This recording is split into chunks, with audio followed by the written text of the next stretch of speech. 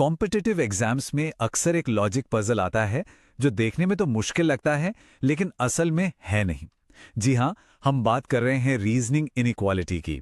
तो चलिए आज इसे क्रैक करने की सबसे आसान स्ट्रैटेजी को समझते हैं। हमारा सफर कुछ ऐसा होगा। हम एक दिखने में आसान पर असल में ट्रिकी पहेली से शुरू करेंगे।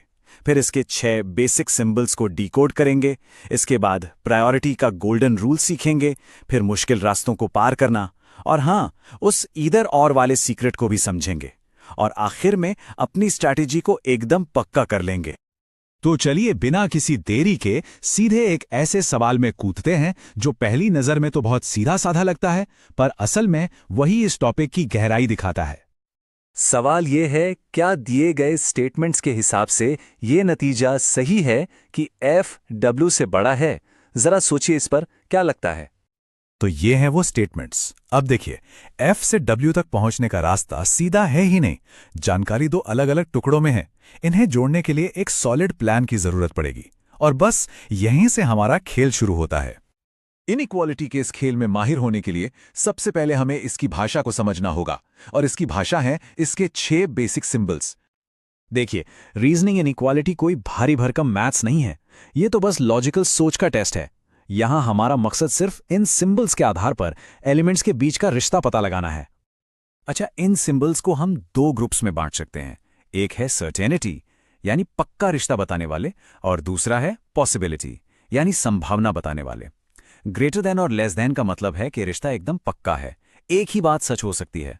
वहीं ग्रेटर देन और इक्वल टू और लेस देन और इक्वल टू कहते हैं कि भाई बड़ा भी हो सकता है और बराबर भी। ये छोटा सा फर्क आगे के सारे नियमों की नींव है, इसे याद रखिएगा। चलिए अब बात करते हैं उस एक गोल्डन रूल की जो ज्यादातर सवालों को सुलझाने की मास्टर की है। इसे कहते हैं प्राथमिकता का नियम। जब किसी रास्ते में एक से ज्यादा सिंबल आ जाएं, तो कौन जीतेगा? ये मैट्रिक्स वही बताता है। साफ साफ दिख रहा है कि जो पक्का वाला सिंबल है यानी ग्रेटर, वो हमेशा पॉसिबिलिटी वाले सिंबल्स ग्रेटर इक्वल और इक्वल पर भारी पड़ता है। अब इस रूल को याद रखने का एक बहुत ही मजेदार तरीका है। सोचिए, ये एक राज दरबार है जिसमें राजा है, सैनिक हैं और प्रजा है। यहां ग्रेटर या लेस हैं, राजा सबसे powerful, greater than equal to या लेस देन इक्वल टू सैनिक हैं जिनकी पावर बीच में है, और इक्वल टू बेचारी प्रजा है, सबसे कमजोर। तो नियम सीधा है, किसी भी रास्ते में जो सबसे ऊंचे पद वाला होगा, जीत हमेशा उसी की होगी। ठीक है, तो अब देखते हैं कि जब जानकारी कई अलग अलग स्टेटमेंट्स में बिखरी हो तब ये नियम कैसे काम करता है। स्टेटमेंट्स को जोड़ने का तरीका बहुत आसान है, बस 3 स्टेप्स हैं। सबसे पहले दोनों में एक कॉमन चीज ढूंढो, फिर उसी के हिसाब से दोनों स्टेटमेंट्स को अलाइन करो और बस आखिर में एक लंबी जुड़ी हुई चेन बना लो, हो गया काम। लेकिन कभी कभी एक प्रॉब्लम आती है। जब 2 एलिमेंट्स के बीच ग्रेटर दैन और लेस दैन जैसे उल्टे मुंह वाले सिंबल्स आ जाते हैं तो उसे हम कहते हैं ब्लॉक्ड पाथ। इसका मतलब है कि रास्ता बंद है और हम कोई भी पक्का रिश्ता नहीं बता सकते। जैसे इस एग्जाम्पल में देखिए, HI-J, H और J के बीच का रास्ता I पर आकर ब्लॉक हो गया क्योंकि सिंबल्स के मुंह पलट गए। इसलिए H और J के बीच क्या रिश्ता है हम कह नहीं सकते। ये कॉन्सेप्ट आगे बहुत काम आने वाला है। अब आते हैं उस हिस्से पर जो अक्सर सबसे ज्यादा कंफ्यूज करता है और सबसे ट्रिकी सवालों को हल करने का सीक्रेट वेपन भी है। ये है आइदर और केस। आइदर और वाला जवाब सही हो, इसके लिए 3 शर्तें पूरी होनी चाहिए। एक चेकलिस्ट की तरह समझिए। पहली, दोनों अकेले अकेले गलत हों। दूसरी, दोनों में एलिमेंट्स सेम हों। और तीसरी, वो 2 खास कंडीशंस में से कोई एक पूरी करती हो।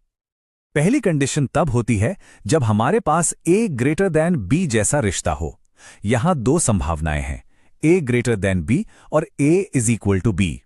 अगर ये दोनों निष्कर्ष दिए हैं तो जवाब आइदर और होगा। दूसरी कंडीशन तब आती है जब रास्ता ब्लॉक हो। उस केस में अगर दोनों निष्कर्ष मिलकर तीनों संभावनाओं को कवर कर लें, यानी बड़ा, छोटा और बराबर, तो भी जवाब आइदर और ही होगा। बहुत बढ़िया। अब आखिर में कुछ जरूरी टिप्स देख लेते हैं और उन आम गलतियों से बचते हैं जो अक्सर हो जाती हैं, ताकि हम सवालों को स्पीड और एक्यूरेसी के साथ हल कर सकें।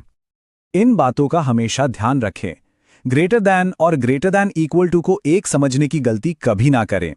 अगर रास्ता ब्लॉक है तो कोई रिश्ता मानकर न चलें। स्टेटमेंट्स को जोड़ते समय सावधान रहें। और हां, अगर दो निष्कर्ष गलत आ रहे हैं तो आइदर और की चेकिंग करना बिल्कुल ना भूलें। तो अब जब ये सारी स्ट्रैटेजी पता है और सारे दांवपेच मालूम हैं, तो सवाल ये है कि सबसे पहले कौन सी पहेली सुलझाई जाएगी। अब इस ज्ञान का इस्तेमाल करने का और प्रैक्टिस में उतरने का समय है।